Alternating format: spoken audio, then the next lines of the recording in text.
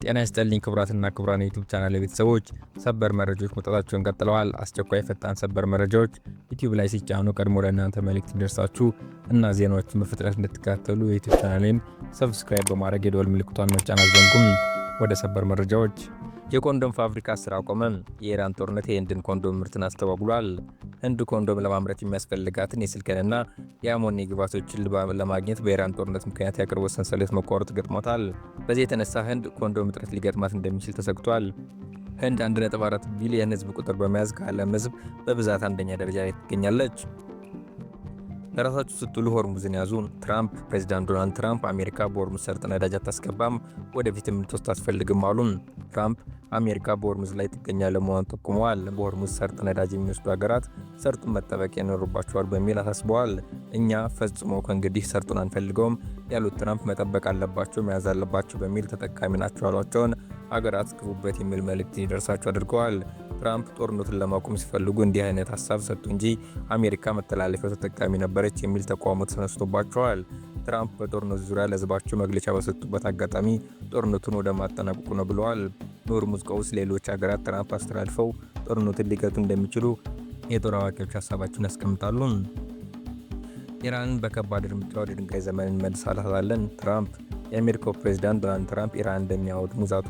ፕሬዚዳንቱ በሚቀጥሉት 2 ወይም 3 ሳምንታት ዩናይትድ ስቴትስ በኢራን ላይ ጥቃት ታደርሳለች ብለዋል። ትራምፕ በነጩ ቤተ መንግስት በሰጡት መግለጫ ኢራንን በከባድ እርምጃ ወደ ድንጋይ ዘመን እንመልሳታለን ሲሉ ዝተዋል። ዛሬ ላይ በቅርቡ ወታደራዊ ዓላማችንን ለማሳካት በትክክለኛው መንገድ ላይ ነን ብዬ መናገር እችላለሁ ሲሉ ተደምጠዋል። ዓላማችን ቀላልና ግልጽ ነው ያሉት ትራምፕ ኢራን በአካባቢው ኃያል እንዳትሆን ማድረግ ነው በማለት ገልጸዋል። ይሁን እንጂ ፕሬዚዳንቱ በትናንትናው ዕለት ከተቻለ በ2 ሳምንት ምናልባት ደግሞ በ3 ሳምንት ውስጥ ኢራን ለቀን እንወጣለን ሲሉ ተናግሮ ነበር።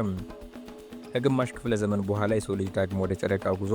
የሰው ልጅ በጠፈር ምርምር ታሪክ ውስጥ አዲስ ምዕራፍ የሚከፍት ድንቅ ክስተት ዛሬ ተመዝግቧል። ከ5 አስርተ ዓመታት በላይ ለሚሆን ረጅም ጊዜ ተቋርጦ የነበረው የሰው ልጆች ወደ ጨረቃ የመጓዝ ጉዞ በአርቴሚስ 2 መንኮራኩር አማካኝነት ዳግም ሕያው ሆኗል። 4 ጠፈርተኞች አሳፍራ ወደ ጨረቃው መንደርድሯ የተሰማው ይህች መንኮራኩር የሰው ልጅ ወደ ማርስ ለሚያደርገው ቀጣይ ጉዞ እንደ ትልቅ መነሻ ተደርጋ ትወስዳለች። ይህ ታሪካዊ ጉዞ በጠፈር ምርምር ዘርፍ ውስጥ ትልቅ ስኬት ከመሆኑ በላይ በቴክኖሎጂ ረገድ ያለውን ምርታ ለዓለም ያሳየ ክስተት ነው። 4ቱ ጠፈርተኞች ጨረቃን በመዞር የሚያደርጉት ይህ ተልዕኮ ካለፉት 50 ዓመታት ወዲህ ለመጀመሪያ ጊዜ የተከናወነ በመሆኑ በመላው ዓለም የሚገኙ የሳይንስ አፍቃሪዎች ቀልብ ስቧል። መንኮራኩሯ በተሳካ ሁኔታ ወደ ህዋ መተኮሷን ተከትሎ የተለያዩ ሀገራት ሳይንቲስቶችና ተመራማሪዎች ደስታቸውን እየገለጹ ይገኛሉ። የአርቴሚስ 2 ተልዕኮ ዋና ዓላማ የሰው ልጅ በጨረቃ ምህዋር ውስጥ በሰላም ተጉዞ መመለስ የሚችልበትን ሁኔታ በዝርዝር ማጥናት ሲሆን ይህም ለወደፊቱ በጨረቃ ላይ ቋሚ የሰው ልጆች መኖሪያ ለመመስረት ለታለመው ዕቅድ መሰረት የሚጥል ነው። በኢራን ኢስፋሃን የሚገኘው ወታደራዊ የሚሳኤል ጣቢያ በከባድ ጥቃት ተመታ። ትናንት መጋቢት 23 በኢራን ኢስፋሃን ክፍለ ሀገር ፋርስታን በተባለ ስፍራ በሚገኝ የኢራን አብዮታዊ ዘብ ወታደራዊ የሚሳኤል ጣቢያ ላይ ከፍተኛ ጥቃት መፈጸሙ ተሰማ። የዓይን እማኞች ያመጡትን የማህበራዊ ሚዲያዎች የተሰራጨው አስደንጋጭ ቪዲዮ ከወታደራዊ ተቋም ግዙፍ የጭስ ደመናና የእሳት ኳሶች ወደ ሰማይ ሲወጡ በግልጽ ያሳያል። ጥቃቱ የተፈጸመው መካከለኛ ምስራቅ ያለው ውጥረት በከፍተኛ ሁኔታ በጨመረበትና በቀጠናው ያለው ጂኦፖለቲካዊ ቀውስ ውስጥ በሆነበት ወቅት ነው። እንደ መጀመሪያ መረጃዎች ጥቃቱ የተፈጸመው ምድር ውስጥ ዘልቀው በሚገቡ ቦምቦች ሳይሆን እንዳልቀረ የሚገመት ሲሆን ከዋናው ፍንዳታ በኋላ ለረጅም ጊዜ የቆዩ ተከታታይ ፍንዳታዎች ተሰምተዋል። ይህም በተቋም ውስጥ የነበሩ ሚሳኤሎችን ጥይቶች መፈንዳታቸውን አመልካች ሆኗል። ምንም እንኳን የኢራን መንግስት የደረሰው ጉዳት መጠን በይፋ ባይገልጽም የሳተላይት ምስሎች በወታደራዊ መጋዘኑ ላይ ከፍተኛ ውድመት መድረሱን ያሳያሉ። የኢራን ወታደራዊ አመራሮች በበኩሉ በጥቃቱ ዙሪያ መግለጫ የሰጡ ሲሆን በጠላቶቻቸው ላይ አጥፊና የበቀል እርምጃ እንደሚወስዱ ዝተዋል። ይህ ክስተት ቀጠናውን ወደ ሰፋ ያለ ክልላዊ ጦርነት ሊያስገቡ ይችላል የሚል ስጋት በዓለም አቀፍ ማህበረሰብ ዘንድ ፈጥሯል። ተጨማሪ መረጃዎች እንደደረሱን የምናቀርብ ይሆናል። የፈረንሳዩን ፕሬዚዳንት ማክሮን ሚስታቸው በቀኝ መንጋጋቸው ካደረሱባቸው ህመም እያገገሙ ሲሉ ትራምፕ ተናገሩ። የፈረንሳዩ ፕሬዚዳንት ኢማኑኤል ማክሮን ዶናልድ ትራምፕ ስለ ትዳራቸው የሰጡትን አስተያየት ደረጃውን የጠበቀ አይደለም ሲሉ ተናገሩ።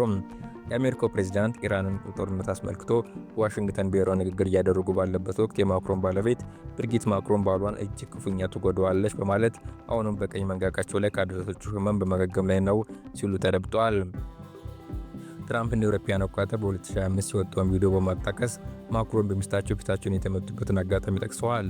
በወቅቱ የፈረንሳዩ ፕሬዚዳንት በጥፊ መመታታቸውን ሁሌም የምናደርገው ቀልድ ነው በማለታቸው ይታወሳል። ረቡዕ ዕለት ባደረጉት ንግግር ትራምፕ ማክሮን በባህረ ሰላጤው ላይ ፈረንሳይን እርዳታ መጠየቃቸውን አስታውሰዋል። ቀደም ሲል ፈረንሳይ በኢራን ላይ በተደረገ ጦርነት እርዳታ አልሰጠችም በማለት ክስ ሰንዝረዋል። በስልታዊ ጉዳዮች ላይ የትራምፕ አስተዳደር ላይ በየጊዜው ተቃራኒ ምልክቶችን እየሰጠ ነው ሲሉ ማክሮን ተናግረዋል። በጣም ብዙ ንግግር አለ እና በየአቅጣጫው ትራምፕ አስተያየት እየሰጡ ነው፣ ነገር ግን ሁላችንም መረጋጋትና ወደ ሰላም መመለስ እንፈልጋለን ሲሉ አክለዋል። መመረጥ ሕገ መንግስታዊ መብታችሁ ነው። በፍቃዳችሁ በራሳችሁ ውሳኔ ወጥታችሁ ተመዝገቡ። በመራጭነት መመዝገብ ግዴታ አይደለም። ምርጫ ቦርድ የብሔራዊ ምርጫ ቦርድ በማንኛውም አካል በመራጮች ምዝገባ ሂደት ላይ የሚደረግ ጣልቃ ገብነት ህገወጥ መሆኑን አስጠነቀቀም። የኢትዮጵያ ብሔራዊ ምርጫ ቦርድ በመጪው 7ኛው ጠቅላላ ምርጫ ዝግጅት አካል የሆነው ምርጫ ምዝገባ ሂደት ላይ እየደረሱ ያሉ ተገቢ ያልሆኑ ተጽዕኖችና ጣልቃ ገብነቶችን በተመለከተ መግለጫ ወጥቷል።